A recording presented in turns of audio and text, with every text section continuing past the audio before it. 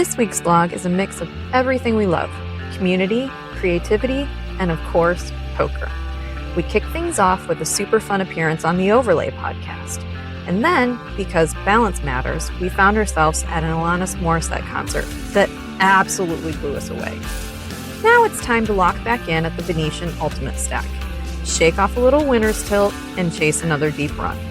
At Purposeful Poker, we're sharing the grind, the growth, and the intentional choices that help us thrive at the tables and in life. Wow,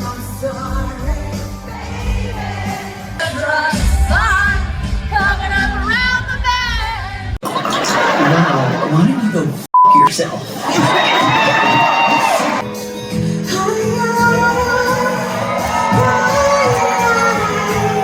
That concert was awesome. It was amazing. How the f*** does she still sing like that at 51 years old? Very impressive. So that was a blast. Good job, Alanis. Yes, go see it. Go. Yeah. Mm-hmm. Today is the first day I've played poker since Sunday. It is 400 at the Venetian, you know, of course, because we love it there. Hopefully the heater's still on. This is a fun one to relive. The guy was brand new to the table, fresh starting stack, 40K, and he's in the hijack, and he raises 3x, which I had been at this table for a minute, and we were all doing our standard, like, 2.5, 2.1, things like that. So 3x, you're just going to come in first pitch swinging and open. Okay, so he opens from the hijack. I'm on the button. I have the Queen of Hearts and the Queen of Clubs, and I raise it up to 7,800, and he snap calls. And I was like, okay, that's already weird. Because a lot of times when they snap call really, really quick, it's a weak holding. So we go heads up to a flop. Nobody else wanted to play. And it is a 6-4 tray rainbow flop. And he just donks 10,200. What are we doing? Why are you donking into the pre-flop 3-better? What is happening here? 10-4-3. And I'm just like, that's not a board. Yeah. That's not your board. It's what it is. Because that's usually heads up donking it's bullshit. Yeah. So I basically min click him to 22,000, and he just calls half his stack. Yeah. Well, I mean, because he called the 7,800, so it's even more than half of what he has left after the pre-flop call. So he should have a very, very strong holding. Yes. Okay. Yeah. In theory land. Turn is it's a 7. So he just rips it in. Why didn't we do that before? And he flips over 10-7 off, and I'm like, okay, but I didn't feel good about it. And then another 7 right on the river. So we got down very, very short, and that's where we stayed the whole rest of the tournament. I did not have over 20 bigs anytime after this. Really, really, really weird hand. And I think I handled it relatively well. I was kind of seething inside just because it was so poorly played and they just got there. I did manage to grind it back a little bit from him. It felt like I was targeting him because I kept picking up ace jack off and ace queen and really good hands in over what he was raising. It wasn't the case, but it was really wild. And then we just couldn't get any more traction and grinded down to 8.5 bigs and shipped it with ace queen, and that's all she wrote. How's it going? Well, I was up to 57,000. Oh, that's nice. But now we're down to 39. What happened? I got froggy on my buttons. What I do, it's fine. It's okay though. I'm allowed to raise and then fold them when I face resistance. Yes. But I wasn't doing that. I was just like, no, it's my button. So, I've been known to do that. How you doing? My table's crazy easy. They basically tell you when they have it. Yeah, that's always nice. I haven't really lost a hand post flop yet, which is good. Run better. Yeah. Yeah. All right. Let's hope we can make some magic happen. Yeah. This table was like a really kind of easy table, which I haven't had in a long time, but I just got really lucky with this table draw. And this guy was fairly new to the table. So, but he had a big stack that he had brought over from another one. So he had us all out chipped. Real quick. Yeah. I think a lot of times when we're talking about ways that we run good, one that gets missed quite a bit is your table draws and table breaking orders and things like that. So just going back to the negative cognitive. Oh yeah, that thing. Yeah, like acknowledge the run good. I was very lucky with this table. You had a great table draw that day. So I am under the gun 1. And I have queen jack suited, so I'm going to open. I only opened to 2 bigs because big blind only had like 35 big blinds. Cut off and button, call, and then the big blind comes along. This is like actually a really good board for me, but I'm totally out of position. So we're just going to, and it's multi-way. So we're essentially just check calling here. Button just makes a normal C bet that I call. I don't really think there's any reason to do anything else. Mm-hmm. Not only do we hit our clubs, but we have a gutter to a straight flush. That's always so fun. I love this board. So I check. He bets about half pot here. And of course I check raise him and he calls. So I'm actually really putting him on clubs here. I don't see him calling my check raise without clubs in his hands or a set. I was going to say, like, you don't could have a see set. Pocket 6s, pocket 10s. Possibly. Yeah. But I think he would have gone bigger on the flop bet. So when this ace comes out, I actually think that it could be a scare card for me. Like if I had kings or something here and I didn't think that he had a flush or whatever, like I could be scared of the ace now, right? Sure. And I just had a feeling that this guy was just going to punt to me because with a set or clubs, once I check to him, and I have 33 bigs behind and the pot is 6, almost 60. I just think he's going to put me all in. Yeah. So I check. Beautiful. And he puts me all in and I snap call him. And he had 4 or 5 of clubs. Oh, so you both had a straight flush draw. Yeah. Wow. Yeah. Okay. So nice. That was really, I was really happy with the way that I did that. I mean, maybe, I don't think it matters, but like I could have also made a very tiny bet after my check raise. I could have made a small bet to induce. I thought the check to induce was just fine too, but going back on it, I think maybe I could do like a blocker bet size and then he would have put it in anyway. Right. But that has worked for me in the past too, to induce. I don't want to relive this hand. I know. Have you ever bluffed and gotten called by the hand you're repping? Oh, yeah. This one I had just gotten to a new table. I know. So I left the table. That was amazing and wonderful. I got to another table. And at this point, I had 150 big blinds. And all hell broke loose. So under the gun 1, again, ace queen suited. Now I raise to 2.1 because, again, there's smaller stacks at the table. Button calls. And now the big blind 3 bets. And we both call. I don't love my position here, but I also don't want to 4-bet ace queen suited. No. Especially, I mean, I guess given that he was 30 bigs effective, I could call off. And if I 4-bet, I probably get the button out. Yeah. And then I can call off for 30. But I don't even know if I want to play 30 bigs all in pre with ace queen suited.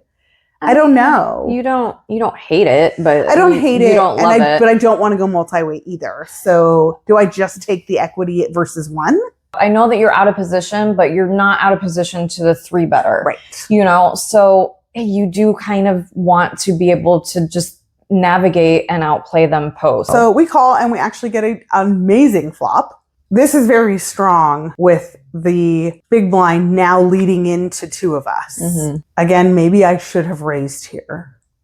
Yeah, I wouldn't hate that. Right? But like, I just being in the middle of two, you don't have a lot of aggressive actions. Like Yeah. you kind of just have to play passively, Yeah. which is again why maybe there's an argument for 4-betting pre, but like I don't know.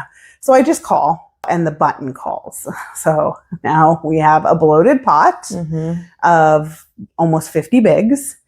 And now the turn is the 8 of hearts. And when the big blind checks to me now I know that he's not strong. Do you ever think there's a scenario where he might have like aces or something and he's concerned that maybe you or even the button have like a set like pocket kings or something like Yeah, that, you know? because we both called. Yeah. And so maybe he's pot controlling, which is why I do not like my turn bet. Okay. I kind of just wanted to now take control of the pot. Mhm. And I literally thought that they would both get out of there. Mm-hmm. Even though I'm heavily blocking the diamond draw. But if the button has a king, it's crap. Mm-hmm. It's not a good king. Right. So now I think maybe I can take control of this pot. So I bet 30 into 50. Mm. And the button calls. Mm-hmm. Big blind gets out of the way. So now with the 5 of hearts on the board, I can rep a boat here. Mm-hmm. I can rep backdoor hearts here. Mm-hmm. I can rep ace king here. Mm-hmm. All the things. Mhm. Mostly this flush draw that's backdoor. Yeah. I did what we had been talking about Mhm. for a while, where Mhm. I'm seeing these guys that are getting these nut changing rivers and just shoving all in, and they're getting folds every time. And I'm Mhm. like, this is exactly what I perfect spot. wanted. Yeah. If I'm not going to get my diamonds, this is fine too, especially since it paired. This guy doesn't have a set. There's no way he has a set. No. So I ship, Mm-hmm. and he is not happy, and he's really actually pissed. And we're about to go to a break, and he's showing people the hand. He's like, you got to be kidding me. You got to be kidding me. What am I? And he goes, fine. And he calls for his entire stack with king 6 of hearts. Puke. I suck. No. Amazing play, wrong result. How does he have the king of hearts? I'm a little tilted. I like the play. Yeah, I like the mean, play. A lot of times they fold when the flush comes in. Yeah, they do all the I time. Love the play. Unless they have it, And like, but yeah. that doesn't happen that often. No. A lot of times they don't have it. You know, it's like So now I got to rally this all the way back up. Registration just ended, and I have a starting stack. That's So I okay. have 20 big blinds now. New hand, new puzzle. That's plenty. We know how to play 20 bigs. Yeah. How are you doing? I have 68K.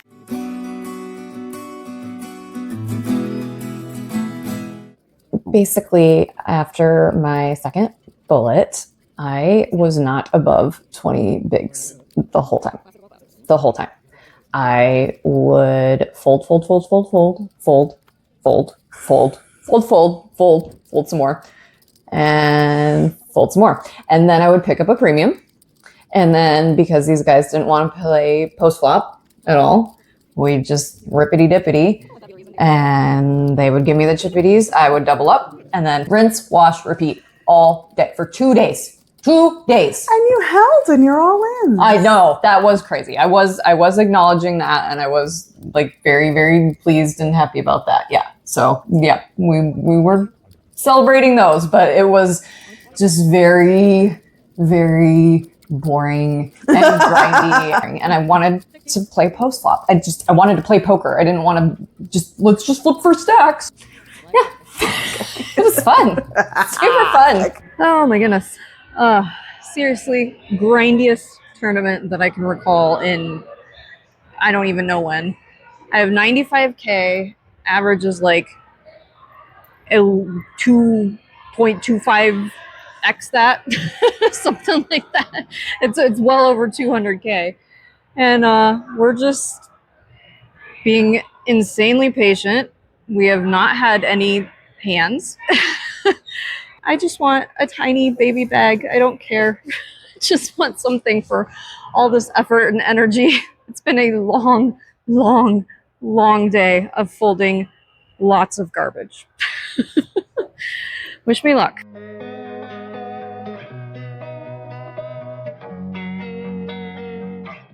Day 2, baby. Somehow we managed to bag a baby bag, but it's not the size, it's how you work it. So hopefully we can get a double up here and, or ladder up, and we'll just see what happens. There's 4 people that have less chips than me, so we'll see what we can do. I have short stack ninja'd my way to 295,000. We are down to 28 players, 48 to begin the day. Laddered once. Next ladder is at 27, so we're right there. Average stack is like 525, I think. So one more double and we'll be above average. Just playing my game. Whatever happens, happens. But feel really dialed in and enjoying the ride. Speaking of being short stacked the whole time, we were down to the final 2 tables, 12 bigs to start this hand in the big blind. It folds to the small blind and he raises to 78K, which puts me all in by miles. But I had played with this player a lot the day before and then most of this day as well. And I don't know of another player that has more sizing tells than what this gentleman had. He raised massive with his ace queens and his ace king. He wanted value from his high pocket pairs, so he would raise those a very normal size. But when it came to the premium aces, he didn't really want callers. Mm-hmm. And so I just intuitively knew, I was like, that's ace queen at worst. So this hand should be a standard jam from him with a lot of hands and a standard snap call by you. I'm normally thrilled. I am ecstatic to get it in there. The fact that you pay attention so much and you had been playing for so long and you knew his sizing tells, that it was just a clear, sad fold. Yeah. And he flips over ace queen. Crazy. And Christina Collins is on my left. And I say to him, I said, I had a bad ace, a weak ace. And I know that you had ace queen. And she looks at me like I am from Mars. She's like, what is happening? I'm like, I'm sorry. Like, when you know, you know. Good job. And then look at that cute rail. I love my rail. Yay. All right, how many left? 16. Amazing. Final 2 tables. Yep. How do you feel? Grateful, because that was quite the grind. Yeah. Cards are either complete and utter garbage and I don't have to think about it, or they're like, that top left corner of the chart. There hasn't been anything really in between. Just super, super grateful. Cannot believe I made it this far, honestly. Okay, and how much do you have locked? 1,200 something. 13th place is the next ladder, so we need to lose like 3 more, and then that one's 1,500. So, easy. yeah, hopefully we can final table again.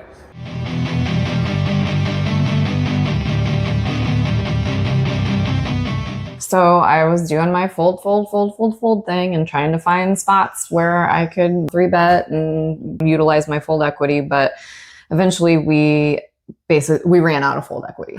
I had folded for so many orbits. Each table was short because, we're at 13 players now. So I think our table had the 6 and the other table had the 7 players. And so just eating away at my blinds and everything. And so the gentleman to my right, every time that it was folded to him, he was raising because it was very evident I was extremely card dead. So he raises like he had been, and I'm on the button. I have ace king off, and I'm like, I nothing else to do. Need to see all 5, so I rip it in. But I don't have any fold equity, especially over his raise. Like maybe if it had folded to me, then I could have gotten it through the blinds. Yeah. But just in this scenario, it's an easy call. I know you were like super upset about it, and it didn't make any sense to you. No, I mean the call, because it was 8-7 suited, right? You said 8-7 off. 8-7 off. Yeah. Yeah. Wait, okay. No, let's talk about this. I think he can fold 8-7 off. Like ICM, final 2 tables, he raises, you ship one of the, he knows that you're playing tight because you're not dumb. Tiny little left. Yeah, like corner. Know what you should be shipping. Yeah. Especially to an open. Right. I personally think he could have folded 8-7 off. It's probably a mix. 8-9 suited is like the worst hand that he calls with. So you can see why I'm upset that he called you with 8-7 off. But again, we can't control how they play, and they don't play how we want them to play. I just think that that was a crazy call by him, but he did. And he spikes what? He spikes an 8, spikes a 7, whatever the f he spiked. I think it was an 8. GG's. GG's, and you're out in 13th. And which is great. It's wonderful, and we shouldn't be bummed about that. But like, it's maddening when stuff like that happens and you're like, they're making such huge mistakes and you're the one that gets screwed by it. But that's, I was going to say it. I almost said it. Don't say it. Unspoken. No!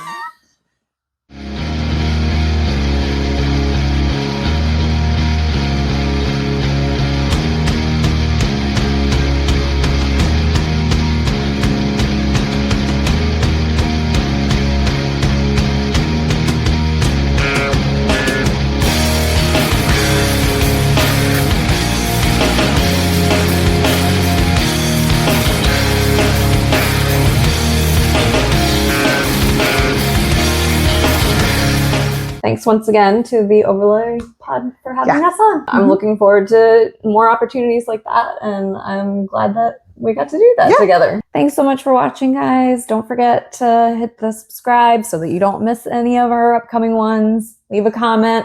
We'll definitely respond, and hit that like button. All right. Appreciate it. Thank you.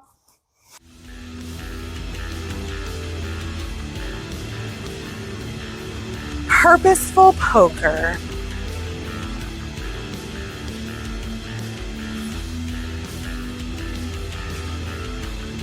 I'm Bluff, dare you!